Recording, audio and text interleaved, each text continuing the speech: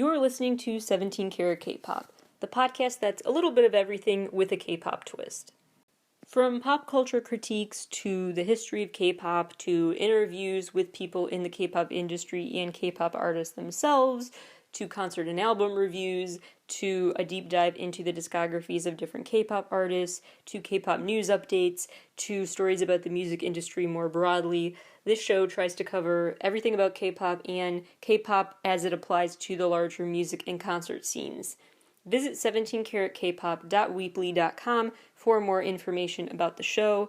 That's 17caratkpop.weebly.com. Hello everybody and welcome back to 17 Carat K-Pop. On today's episode of 17 Talk, we have to recap another episode of their docu-series. We are now on episode 4, talking about Hoshi's episode. We've also got to talk about 17's online concert and some miscellaneous 17 headlines. So let's get to those first before we jump into my concert review and the docu-series episode recap. Congrats to 17 for winning at the APAN Music Awards. They won for Idol Champ Global Pick and a top 10 award in the ranking of top 10 artists. Make sure you check out 17's latest interview with the Grammy Museum. It's up on YouTube now. Just search 17 Mini Masterclass and it should be there. Soonguan has a new OST coming out, and I just checked Spotify, and as of recording time, it's not available for streaming yet.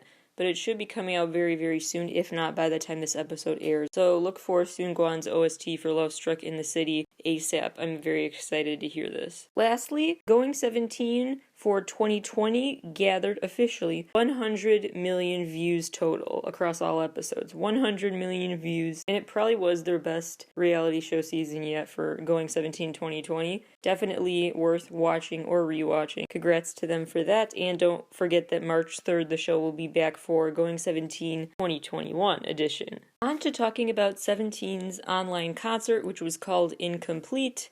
I have a feeling that they'll continue this punctuation in their work because they had the semicolon album release and then in-complete. So stay tuned because there will be probably exclamation points in their next album title. I was considering doing what I do for other concert reviews where I list ideally 17 different things about the show worth noting for better or for worse. But given how much I just love this show through and through from start to finish, I think I'm just going to give my one nay and then a bunch of yays for the show. So I'll add my running commentary as I go through the set list, and feel free to get out a pen and paper and write down the set list as I list it in the order of performances. But also know that on my weekly newsletter I will also provide a link to a Spotify playlist with the whole set list in order. The one thing that gets a thumbs down from me is just that some of my favorite songs were not in the set list. Just my personal favorites, not even the most popular ones, but like Rocket and Pretty You. Some of those songs are just my everything, and they were not in this set list. But you win some, you lose some. Their whole set list is still great, of course. The show started with a VCR, which already got me excited because those videos that play during K-pop shows are one of the best parts of the show. There seems to be an unspoken code at K-pop concerts that you probably shouldn't record the video parts of the show because it's just kind of viewed as like a just between us moment that you talk about later. It's like not recording a movie and letting people go to the theater to see that for themselves. I don't know. I can't think of a better comparison, but I love that they had that element because it just seems very unique to K-pop concerts and made the whole experience feel more immersive to start off the show with a mini movie of sorts. More on the specific movie of sorts that they played later because I have some theories about it. But then they started with Intro New World. Actually, it used to be some of the theme song music when this podcast was a radio show, fun fact. Brilliant. My Eye is still one of the best to see the live version of, with the cloth tying the members together and the way they dance with it in a way that doesn't look silly but actually looks intricate is very impressive to me and always will be. Flower, then Dino got his own dance break. Fear, and then Fearless. That was an excellent move to put those back to back. Then there was another VCR.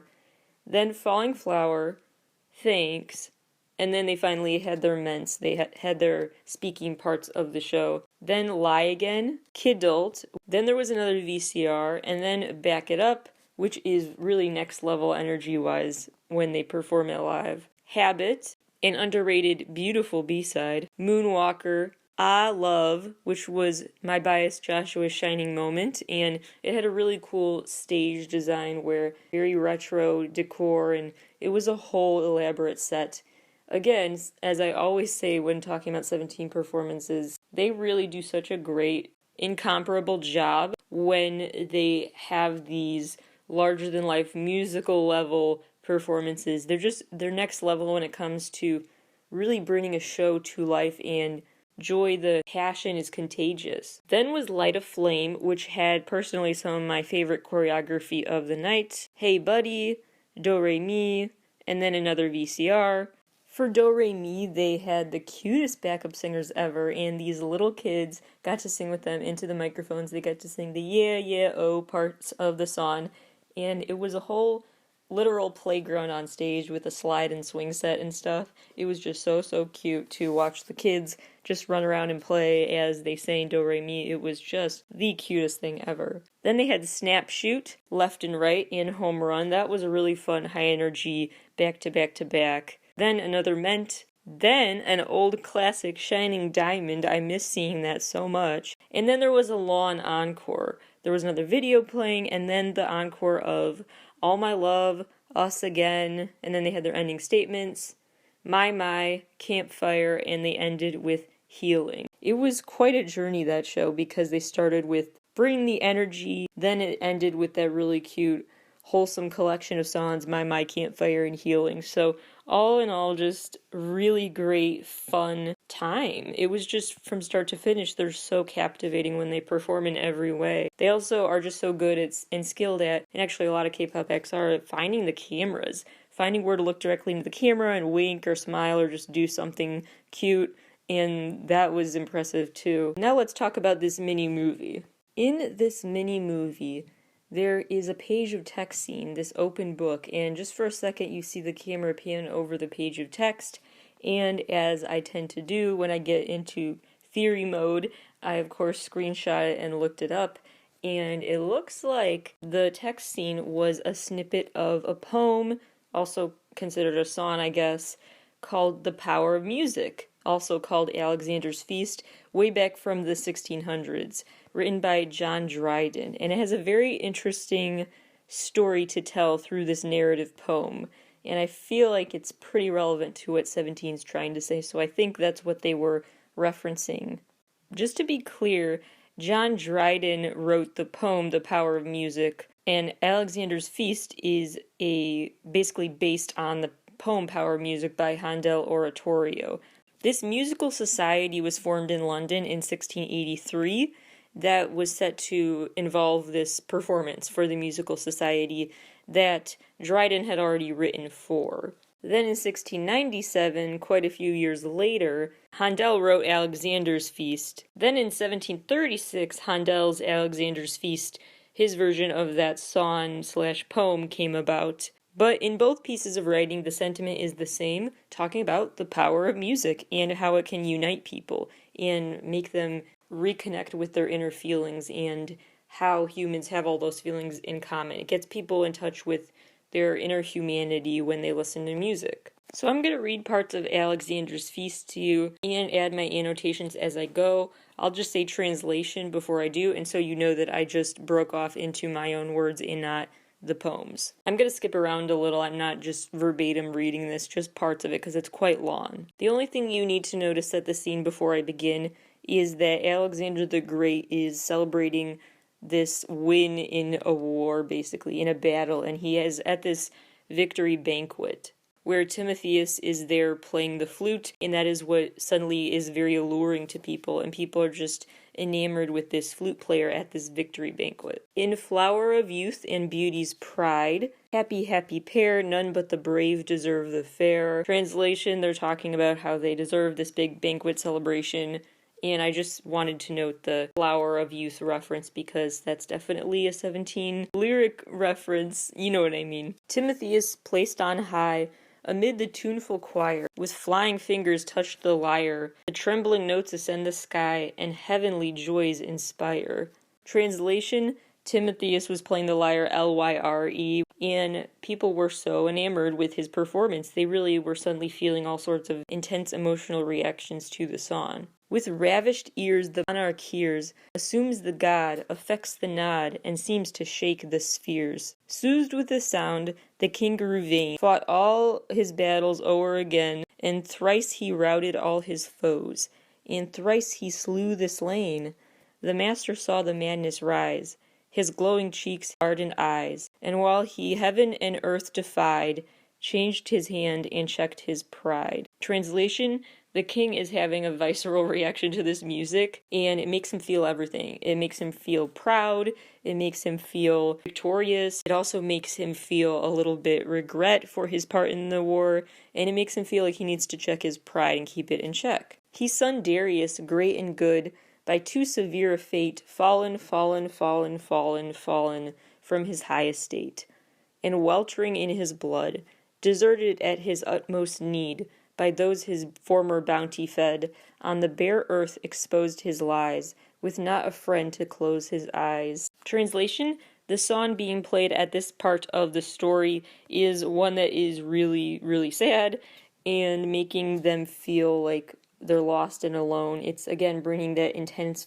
emotional reaction to music. I would also just like to point out the fallen lyric, which obviously brings to mind Falling Flower by 17. With downcast looks, the joyless victor sate, revolving in his altered soul the various turns of chance below, and now and then a sigh he stole, and tears began to flow. Behold, Darius great and good, by too severe a fall from his high estate, and weltering in his blood, on the bare earth exposed his lies, with not a friend to close his eyes. Mighty master smiled to see that love was in the next degree. 'Twas but a kindred sound to move, for pity melts the mind to love, but that's how they would make it rhyme. Softly sweet in Lydian measures, soon he'd soothed the soul to pleasure. War, he son, is toil and trouble, honor but an empty bubble, never ending, still beginning, fighting still and still destroying. If the world be worth thy winning, think, oh, think it worth enjoying.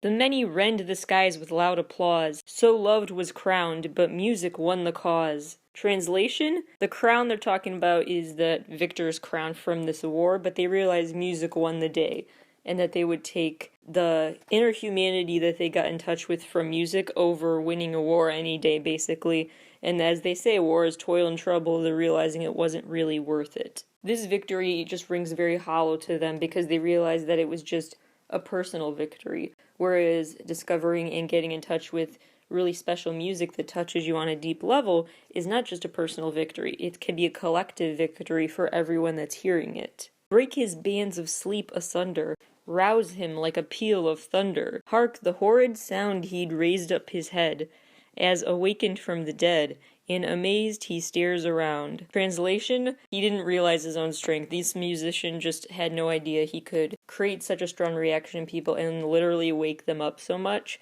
Not just literally, but metaphorically too. He's demanding your attention, demanding you stop and reflect on what he's trying to say through music. Revenge, revenge, Timotheus cries. See the furies arise. See the snakes that they rear, how they hiss in their hair, and the sparkles that flash in their eyes. Behold, a ghastly band, each a torch in his hand. Those are Grecian ghosts, those in battle were slain, and unburied remain, inglorious on the path. Revenge, revenge. Give the vengeance due to the valiant crew.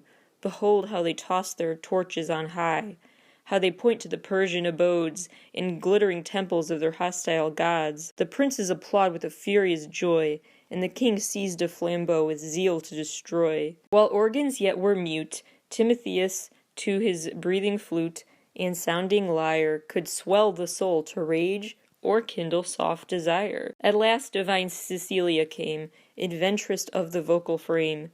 The sweet enthusiast from her sacred store enlarged the former narrow bounds, and added length to solemn sounds. With nature's mother wit, and arts unknown before, let old Timotheus yield the prize, or both divide the crown. He'd raised a mortal to the skies, she drew an angel down. Translation: This girl, Cecilia, shows up. She is like, I know this is provoking a strong reaction with you, but wait, let's make it even stronger, and let's extend this song. It's ending too soon. We need the power music to keep going. So here's another instrument to add something to this song before it dies out and gets boring. So she brings this giant organ into the picture, which can then be used and is just increasing the length of the song. As they say, inventress of the vocal frame, added length to solemn sounds, etc., etc. And then that last part, let old Timotheus yield the prize or both divide the crown. He raised a mortal to the skies, she drew an angel down. References that now Timotheus and Cecilia both decide to split the crown. I don't think literally, but they meant to share the glory because they both contributed to this song. They basically moved heaven and earth to make this happen and now are reaping the benefits of that. There's a lot more I could dive into and interpret and reinterpret from that poem, but that's basically the gist. Is it's about the power of music, hence the title. So that's the story, and that's what I'm pretty sure 17 is referencing in their work, which would make sense not only for the overt connections like lyrics like fallen, fallen, fallen in there, but also with just the overall message about striving for peace and love over division and war, misplaced values. It's a way to basically find your reason for being, as you can use music as a very powerful tool to do that. It's quite philosophical, and again, there's a lot more I could say, but I will link to the full poem in the weekly newsletter. That's my last thing I wanted to note from this concert, but overall, great job. Thank you, 17, for having this show. It was just a lot of fun and much needed. Now let's move on to talking about this docu-series episode. Hoshi's episode is called At the End of This Road, where he talks about where he sees himself in his life. He sees himself as kind of at a fork in the road and has to decide where to go, which path to take, where he wants to go in the future, just kind of reflecting on fame and growing up, getting older, what he wants out of life. In this episode, they are in Bangkok for the Ode to You World Tour, and there are still a lot of issues, physical and medical difficulties that the members are experiencing. Dino's enteritis has come back, and Hoshi is just not feeling well either, and everyone is just not feeling their best. But that's part of the interesting irony of fame, is that it brings you the most joyous feelings in life, maybe, but it also brings you then the hardest physical and mental toll at the same time, and you can't have one without the other. That's what Hoshi talks about when he's recapping just the feeling he always gets, talking about how when they say, ready to go on stage, and they're saying, 5, 4, 3, 2, 1, whatever, whatever they're doing to get the show rolling, while he's participating in that build-up, he feels that excitement along with the cast and crew of whatever he's working on. He just feels inside like this pure passion spring up, and he's so ready to release it then. He feels like a burst of energy needs to be let forth, and he's so ready to perform right before it's curtain call time. Even on those days when he's not doing so well physically, he also feels physically the urge to get out this good feeling. It was an interesting way. He definitely said it more eloquently than I did, but it's an interesting way that he categorizes mixed feelings you get with fame and living out your dreams. Dino and Hoshi choreographed the number for 247, 24/7 for that song, and Hoshi was recalling in this episode a story about the time when the CEO of their company was wondering why they were still there so late, Hoshi and Dino, working on this choreography. And that was a moment where they stopped to realize that they genuinely wanted to be there that late working on the choreography. It wasn't like they were being forced to. The CEO wasn't like, hey, stay here and do that. The CEO was like, oh, you guys are still here? And that was another moment where he realized, no matter how draining it can be, physically and mentally, we truly have this passion for what we do and want to give it our all no matter what. And that was a refreshing comment to hear from him. Hoshi elaborates further, talking about how he worries about the spark within him dying out someday, his true passion for performing on stage being no more someday, but that you can't think about that too much. So Hoshi ends with a note about just having a positive attitude, and the final text on the screen in this episode says, as long as your warm eyes and friendly smile is here by my side, that is all I need to stand up once again. He started the episode talking to himself in this mirror about, put on a happy face, you've got to do this for the fans, and feeling that mental pressure.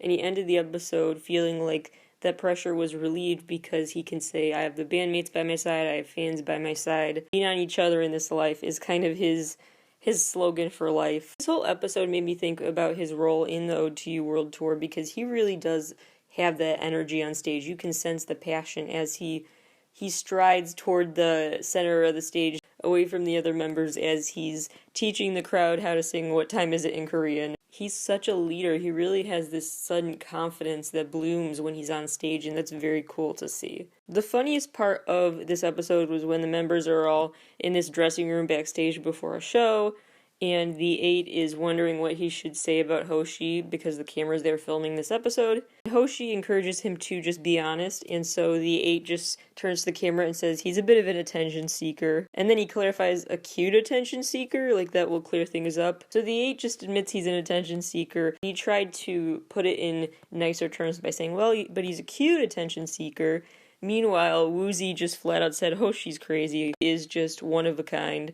And so Hoshi was like, okay, I can live with that. It's just funny the contrast of Woozy's bluntness and the 8's dancing around it.